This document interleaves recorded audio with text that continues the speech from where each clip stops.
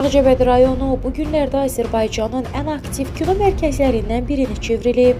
Son illər burada çəkilən qısa metrajlı filmlər, musiqi klipləri və indi də çox seriyalı serial dünya səviyyəsində diqqət çəkir. Məsələn, ən son və ən böyük uğurlu seriallardan biri olan və ilk seriyası məhz Ağcabədidə çəkilmiş Evimdəki Düşmən bədii thriller serialıdır. Serialın bütün çəkilişləri Ağcabədi rayonunda baş tutub. Qazaxdan olan gənc rejissor və senarist Ruslan İbrahimli layihəni reallaşdırmaq üçün xüsusi olaraq Ağcabədini seçib. Prodüser isə Yelli Ağcabədli gəncdir. Aktyor heyətinin əksəriyyəti isə Bakıdan dəvət olunur. Beləliklə, paytaxtın peşəkar aktyorları ilə regionun real məkanları birləşərək unikal atmosfer yaradır. Evimdəki Düşmənin ilk seriyası real hadisələrə əsaslanan ağır dram və thriller janrındadır. Baş qəhrəman Banu rolunda Banizar Əskərova, Coşqun rolunda Rüfət Abbasov, digər baş rol olan Sadiq rolunda isə İsmail Abbasov çıxış edir.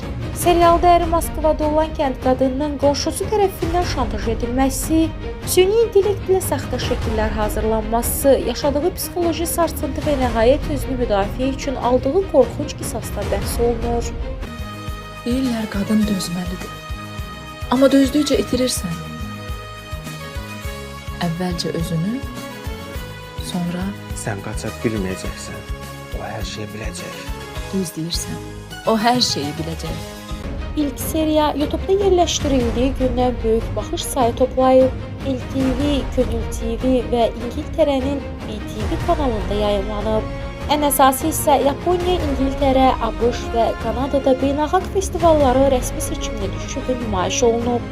Bu Ağcabədidə çəkilmiş bir iş üçün tarixi uğurdur. Artıq Kanal 21 xəbər kanalı layihənin rəsmi media dəstəkçisidir. Prodüser Rüfət Abbasov bildirir ki, ikinci və növbəti seriallar üçün komanda xeyli böyüyəcək, amma hələ də sponsor axtarışındadır. Çünki bugünə qədər gənclər serialı öz cibindən çəkiblər. Rejissor Ruslan İbrahimli bir daha sübut etdi ki, kino yalnız Bakıda və ya xaricdə çəkilmir.